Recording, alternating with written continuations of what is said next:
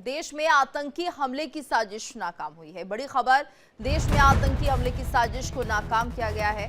फरीदाबाद में 350 kilo RDX बरामद हुआ है। मौके से कई AK-47 कारतूस बरामद हुए हैं। डॉक्टर आदिल के ठिकानों से आरडीएक्स बरामद। तो अनंतनाग में नौकरी कर रहा था डॉक्टर आदिल। मामले में अब तक 7 लोगों की गिरफ्तारी हुई है। हमारी मुलाकात इमाम साहब नहीं नमाज पढ़ाता, वो हमारे पास दूध लेता था, दूध भी लेता था। तो अपने बच्चों के साथ था या अकेला था? अभी शादी नहीं हुई। शादी नहीं हुई। कितने सालों से आ रहा था यहाँ? वहाँ घने ही दिन हो मुझे मिले। कहाँ का रहने वाला था वो? पीछे कश्मीर को। अच्छा, आप यहाँ भी खाना पीना होता था? जैसे कदी मदी बुला लिए, जैसे दावत वावत करे किसी जैसे हम बुला ले। उसके साथ कोई और भी लोग आते थे? नमाज पढ़ने के लिए सर आए डॉक्टर नमाज पढ़ने के लिए। हाँ, पूरी कॉलेज जाती है नमाज पढ़ने के लिए। रहता कहाँ पर मुझे मिलिए? फिर रहते हैं बिल्डिंग में। कहाँ पर है? ग्रीन बिल्डिंग यही रहता है। हाँ। तो 350 किलो आरडीएक्स बरामद हुआ है। आतंकी साजिश को नाकाम किया गया है। देश में आतंकी हमले की एक बड़ी साजिश जो कि रची जा रही थी, उससे नाकाम कर दिया गया है। फरीदाबाद में 350 किलो आरडीएक्स बरामद हुआ है। मौके से कई AK-47 कारतूस बरामद हुए हैं। डॉक्टर आदिल के ठिकानों से आरडीएक्स बरामद हुआ है। तो अनंतनाग में नौकरी कर रहा था डॉक्टर आदिल। मामले में अब तक 7 लोगों की गिरफ्तारी हो चुकी है। पूछताछ जारी है। तो बड़ी खबर सामने आ रही है और ज्यादा जानकारी के लिए बात करेंगे संवाददाता रमन सैनी से। रमन, 7 लोगों की गिरफ्तारी हुई है इस मामले में और हमारे साथ नासिर भी जुड़ गए हैं।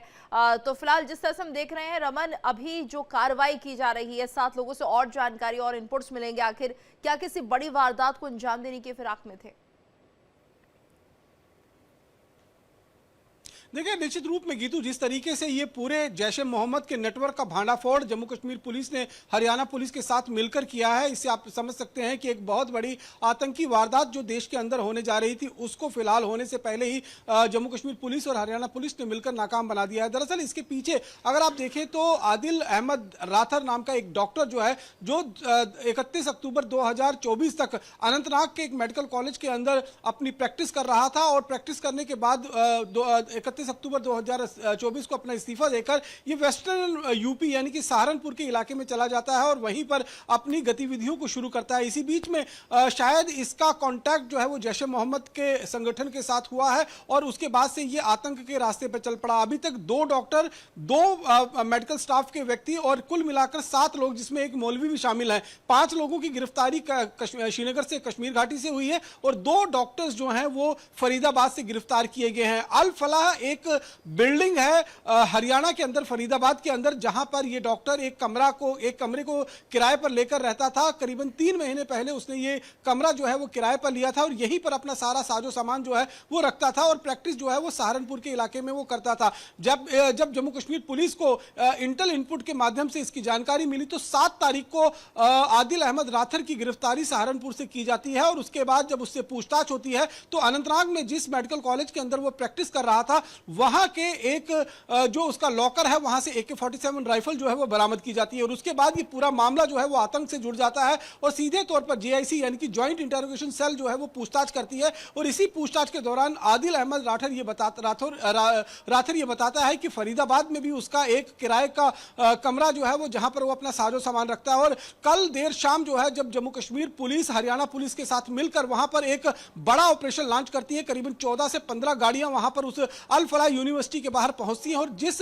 कमरे की निशानदेही आदिल अहमद राथर की तरफ से की गई थी, उस कमरे के जब खंगाला जाता है तो वहां से 14 बैग बरामद होते हैं। जिसमें बड़ी खबर, फरीदाबाद में पुलिस का एक्शन जारी है। ये बड़ी जानकारी सामने आ रही है। डॉक्टर के घर पुलिस की छापेमारी और ये जानकारी फरीदाबाद से सामने आ रही है, जहां पर पुलिस का एक्शन अभी भी जारी है। तो डॉक्टर के घर पुलिस ने छापेमारी की है, ये बड़ी जानकारी सामने आ रही है। ये डॉक्टर जिसने बताया था कि फरीदाबाद में भी इसका घर है, वहां पर पुलिस ने एक्शन लेते हुए यहां पर जांच की है और डॉक्टर के घर पर पुलिस ने छापेमारी की। ये बड़ी खबर सामने आ रही है। तो आपको बता दें, फरीदाबाद में पुलिस का एक्शन जारी है, तफ्तीश की जा रही है और क्या कुछ इसके कनेक्शन हो सकते हैं इसका भी पता लगाने की कोशिश की जा रही है। तो फरीदाबाद से ये खबर सामने आ रही है और देखिए जिस तरह से आरडीएक्स यहाँ से मिला है, अपने आप में चौंकाने वाली बात यह है कि 300 किलो आरडीएक्स यहाँ पर कहाँ से आया है। तो डॉक्टर के घर पुलिस की ये छापेमारी और 350 किलो आरडीएक्स बरामद यहाँ से हुआ है। जांच की जा रही है, कैसे यहां तक पहुंचा और किसी निगाह में क्यों नहीं आया। आसपास के लोगों से छानबीन की जा रही है, कौन इसके साथ आरोपी है और भी इनको लेकर जानकारी लगातार जुटाने की कोशिश पुलिस कर रही है। और हमारे साथ नासिर और रमन दोनों जुड़े हुए हैं। नासिर, देखिए जिस तरह से बताया जा रहा है कि ये जम्मू कश्मीर का डॉक्टर है, यहाँ पर आया और जब उससे पूछताछ की तो उसने बताया फरीदाबाद में भी उसके ठिकाने हैं। तो उसको लेकर अब पुलिस छापेमार कार्रवाई कर रही है। कौन कौन इसके साथ हो सकता है, क्यों पूरा ये एक नेटवर्क है जिसके चलते वो इतना सफल हो पाया है कि फरीदाबाद में 300 किलो आरडीएक्स रख पाया है ये। बिल्कुल गीतू, देखिए मैं आपको एक बात बताना चाहता हूँ। मैं आपको 2019 में लेना चाहूंगा। 2019 में भी आदिल का एक ऐसा ही नाम था जो जैश ए मोहम्मद से जुड़ा हुआ था, जिन्होंने लेथपोरा अटैक को जो है अंजाम दिया था। तब भी 80 से 100 किलो आरडीएक्स को जो है वो इस्तेमाल किया गया था। लेकिन कुछ हफ्ते पहले अगर हम देखिए, कुछ हफ्ते पहले ही पाकिस्तान की तरफ से जो पाकिस्तान में बैठे हुए थे आतंकी है, उन्होंने एक प्रेस नोट जारी किया था कि फिर से जम्मू कश्मीर में बड़ा हमला होने वाला है। तो साफ लगता है कि आदिल किसी बड़े हमले की फिराक में था। चाहे हम अनंतनाग की बात करें या कुलगाम की बात करें, बारामूला की बात करें, कुछ दिनों से लगातार हमने देखा जम्मू कश्मीर पुलिस के साथ साथ अन्य सिक्योरिटी फोर्सेस जो है उनका ऑपरेशन जो है वो लॉन्च किया गया है। जो भी पाकिस्तान बैठे हुए जिन्होंने 1990 के दशक में जो है एलओसी क्रॉस किया था, या अभी भी जो ऑनलाइन जो टेरर यहाँ पे फैलाते हैं, उनके घर पे छापेमारी हुई, कुछ को डिटेन भी किया गया और कुछ घरों से जो है इलेक्ट्रॉनिक डिवाइस के कुछ ऐसे दस्तावेज जो है वो बरामद किए गए, जिससे साफ लगता है कि अभी भी कुछ ब्लैक शिप जो है वो कश्मीर घाटी में छुपे हुए, जो अभी भी आतंकी जड़ें यहाँ पे मजबूत करने के लिए दिन रात लगे हुए हैं।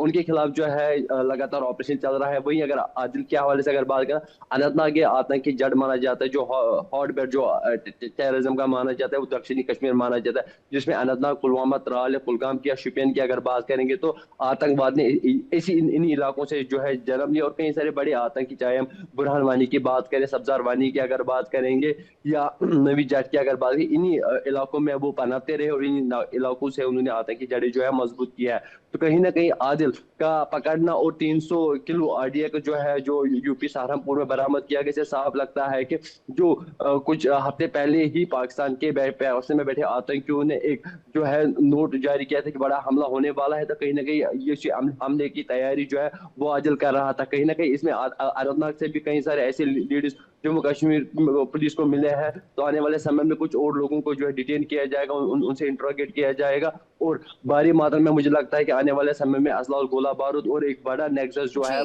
बिल्कुल नासिर, और 300 किलो आरडीएक्स फरीदाबाद में जो कि छापेमारी में सामने निकल कर आया, बहुत बड़ी एक तरह से हम कह सकते हैं खेप है ये। और रमन, ये देखिए यहाँ पर ये कोशिश जो थी वो किसी बड़ी घटना को अंजाम देने की ही थी, जाहिर सी बात है। और धीरे धीरे ये जो आरडीएक्स है वो यहाँ पर रखा जा रहा था कि 47 भी मिली है, उसके कारतूस मिले हैं। तो क्या माना जाए कि तैयारी धीरे धीरे की जा रही थी और लोकेशन चेंज कर दी जम्मू कश्मीर में लगातार, जहां पर हम देख रहे हैं सुरक्षा बल काफी मुस्तैदी के साथ इनकी धरपकड़ कर रहे हैं। तो इन्होंने क्या सोचा है कि वहां ये इस तरह की घटना को अंजाम ना देके देश के किसी और कोने, किसी और हिस्से में इस तरह की आतंकी घटना को अंजाम दिया जाए।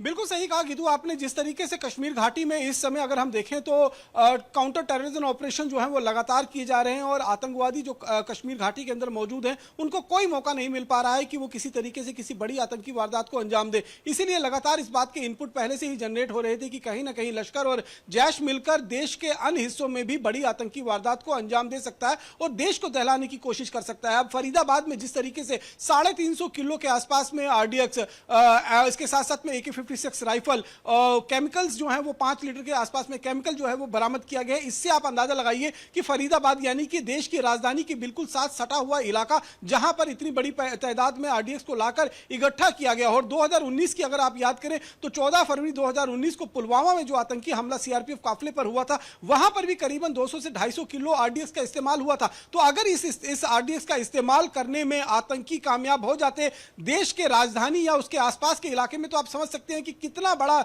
नुकसान जो है वो आतंकी कर सकते थे। और लगातार जिस तरीके के इंटेलिजेंस इनपुट मिल रहे थे कि आतंकी संगठन जैश ए मोहम्मद इस समय जम्मू कश्मीर में जहां एक तरफ महिला बटालियन को खड़ा करने में लगा हुआ है, जमात-उल मोमिनात नाम का एक महिला विंग जैश ए मोहम्मद ने खड़ा किया है, जो जम्मू कश्मीर के साथ साथ में यूपी और साउथर्न पार्ट ऑफ जो इंडिया है वहां पर अपनी एक्टिविटीज को बढ़ाएगा, वहां पर अलगाववादी गतिविधियों को, आतंकी गतिविधियों को बढ़ाएगा। वहीं दूसरी तरफ जैश ए मोहम्मद, क्योंकि बहुत बड़ा स्ट्राइक ये हम कह सकते हैं कि ऑपरेशन सिंदूर के दौरान जैश ए मोहम्मद को नुकसान जो है उठाना पड़ा है। मौलाना मसूद अजहर के 14 खासम खास जो उसके रिलेटिव थे या उसके भाई थे या उसके जो बहनोई थे वो मारे गए थे। तो इसमें आप अंदाजा लगा सकते हैं कि इतना बड़ा जख्म सहने के बाद जो अजहर मसूद है वो चुप बैठने वाला नहीं था। और ऐसे में जहां एक तरफ वो महिला विंग को तैयार कर रहा था, वहीं दूसरी तरफ भारत को दहलाने की भी साजिश जो है वो लगातार उसकी तरफ से रची जा रही थी। और क्योंकि आदिल अहमद राथर जो है वो जैश ए मोहम्मद के साथ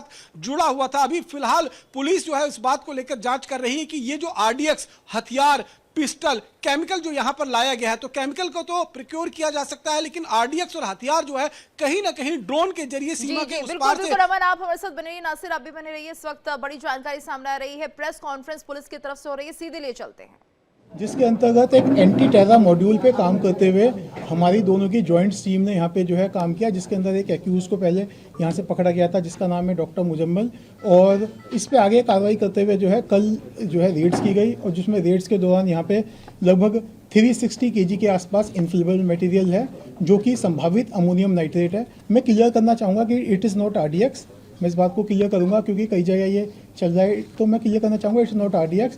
तो ये इन्फ्लेमेबल मटेरियल है। इसके अलावा कई और ऐसा सामान जो टेरर एक्टिविटीज़ में जिनका संभावित इस्तेमाल किया जा सकता है, जैसे टाइमर्स, लगभग 20 टाइमर्स विद बैटरीज 4, और इसके अलावा कुछ अन्य सामान है जो है यहाँ बरामद किया गया है। साथ साथ ही जो है जो फायर आर्म्स में एक कैरन कॉप rifle with 3 magazines and 83 live rounds, एक pistol with 8 live rounds, 2 empty cartridges और 2 एडिशनल मैगजीन्स हैं जो इनसे जो है रिकवरी की गई है। और इसके अंदर जो है अभी जो है कार्रवाई जो है दोनों की हमारी जॉइंट पुलिस की कार्रवाई जो है जारी है। सर एक AK-56 भी मिली है, AK-56 भी मिली है? नहीं, इट्स नॉट AK-56 जो है, इट इज़ कैरन कॉप असॉल्ट राइफल। सर ये यहाँ क्या करता था आरोपी जो पकड़ा गया? ये यहाँ पे जो है ये यूनिवर्सिटी में जो है पढ़ाता था। ये सर मुजम्मिल को कब पकड़ा गया? कौन सी यूनिवर्सिटी? जी यहाँ पे जो, हाँ, he was working in Al Falah University. बाकी मैं आपको जो है बहुत सारी ऑपरेशनल डिटेल्स हैं, मैं आपको ये कहूँगा कि ये ऑपरेशंस हमारा जारी है, तो ऑपरेशंस को ध्यान में रखते हुए बहुत सारी ऑपरेशनल डिटेल्स हैं जिन्हें मैं इस समय भी नहीं बता सकता। जो आप बता सकते हैं वो बता दें। कितना समय पहले आता था ये यहाँ पे? ये लगभग जो है यहाँ पे ये सारा ये पिछले 15 दिन से एक हमारा जॉइंट ऑपरेशन चल रहा था, तो उसी जॉइंट ऑपरेशन के अंतर्गत ये कार्रवाई की गई है। इनके लॉकर में से पहले जहाँ जम्मू कश्मीर में ये पढ़ाते थे वहाँ पे भी इनके लॉकर में से AK-47 मिली थी सर? जी इस बारे में मैं नहीं कह पाऊंगा। सर ये कहाँ घटना को अंजाम देने की फिराक में थे, कुछ ऐसा सामने आया क्या? देखिए इस बारे में भी इन्वेस्टिगेशन जारी है। जैसे मैंने आपको कहा, एक वृहद नेशनल सिक्योरिटी को ध्यान में रखते हुए बहुत सारी ऐसी डिटेल्स हैं जिन्हें अभी इस समय बताया जाना उचित नहीं है। दायरा सिर्फ फरीदाबाद तक है या हरियाणा में कुछ और जगहों पे भी है?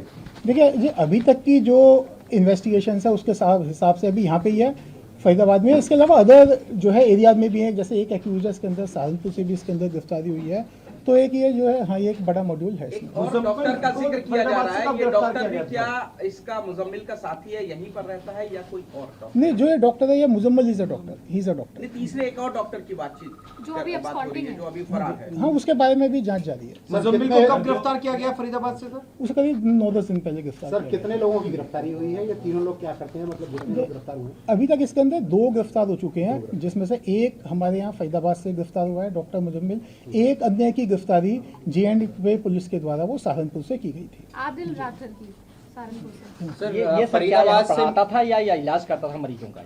जी हमारा he was a physician there. Sir ये कब से फरीदाबाद में? सर आपने कई हत्यारों का जिक्र किया है, ये कैसे इनके पास पहुंचे, कहां से आए, कौन इसमें शामिल हैं, क्या कुछ इसमें जानकारी? देखिए मैं इसके अंदर अभी बहुत सारी, मैंने आपको जैसे कहा अभी, क्योंकि ये मॉड्यूल है, इस मॉड्यूल के ऊपर काम अभी जारी है, अभी इसके अंदर आगे काम काफ़ी जारी है, तो मैं इसकी बहुत सारी ऑपरेशनल डिटेल्स जो है नेशनल सिक्योरिटी को ध्यान में रखते हुए शेयर नहीं कर सकता। पहले पुलिस ने नहीं बताई थी क्या सुरक्षा की दृष्टि से वो बात रखी गई थी? जी हाँ जी, जैसे जो ऑफकोर्स बिल्कुल मेनली है सुरक्षा की दृष्टि से, क्योंकि अभी हम नहीं चाहते कि इसमें जो आगे के जो ग्रुप्स है, गैंग्स हैं, वो उसके अंदर अलर्ट हो। सर एक सवाल ये कि जो बरामद हुआ है वो जहाँ रहता था वहाँ से या जहाँ पढ़ाता था वहाँ पर, वो अगर डिटेल आप। एक रूम था जो रूम इन्होंने ये रखा था, एक एक्स्ट्रा रूम, उस जहाँ से ये बरामद हुआ। जंगल के साथ में कोई और रहता था या अकेला रहता था? ये अकेला था। धौज में ये रूम है, कहाँ है? हाँ, धौज थाना क्षेत्र के अंदर है ये। मकान मालिक से भी कोई बातें सामने आई है? जी, अभी इसके अंदर डिटेल जारी है, जो समय समय पे आपको जो है सर डिटेल्स की इसको आगे कहाँ ये सप्लाई करना था, क्योंकि इसके पास भी बताया जा रहा है किसी डॉक्टर की थ्रू ही जो है स्टॉक किया गया था, आगे कहाँ सप्लाई करना था, मकसद क्या था, क्योंकि जॉइंट ऑपरेशन में जो है जेके पुलिस और आप की पुलिस दोनों इन्वॉल्व है, तो जाहिर सी बात है ऑपरेशन आपका भी है, तो कहाँ आगे करना था, इनका मकसद क्या था, कुछ ब्लास्ट था या क्या था? मैंने आपको बताया मैंने भी बताया कि इसलिए मैंने कहा कि एक वृहद नेशनल सिक्योरिटी को ध्यान में रखते हुए बहुत सारी ऑफिशियल डिटेल्स हैं जिन्हें इस समय अभी शेयर नहीं किया सर एक बार फिर दोबारा बताइए क्या क्या बरामद किया गया है इनके पास से, क्योंकि जो गलत चल रहा है वो हाँ सर, बरामदगी दोबारा जी, मैं बरामदगी में आपसे बता देता हूँ। एक कैननकॉप असॉल्ट राइफल है विद 1 कैननकॉप assault rifle with 3 magazines and 83 live rounds, एक pistol with 8 live rounds, 2 empty cartridges, 2 additional magazines, इसके अलावा 8 बड़े सूटकेसेस हैं, 4 छोटे सूटकेसेस हैं, प्लस एक बकेट, जिनसे अप्रॉक्सीमेटली 360 kg जो है इनफ्लेमेबल मटेरियल बरामद हुआ है, जो कि सस्पेक्टेड अमोनियम नाइट्रेट है। और इसके अलावा टाइमर्स 20, टाइमर्स विद बैटरीज 4, एक जो है रिमोट्स 24, हैवी मेटल अप्रॉक्सीमेटली। तो देखिए, पुलिस ने प्रेस कॉन्फ्रेंस की और बताया कि 350 किलो अमोनियम नाइट्रेट मिला है, इन्फ्लेमेबल मटेरियल इसे बताया जा रहा है और संभावना है अमोनियम नाइट्रेट ये हो सकता है, और इसमें 2 गिरफ्तारी अभी तक हुई है।